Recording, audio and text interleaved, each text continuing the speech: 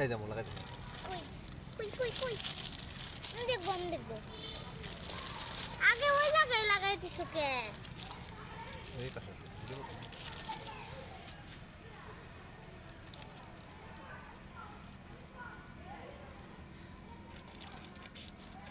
Hello বন্ধু, দেখো আমরা শসা গাছ লাগাচ্ছি।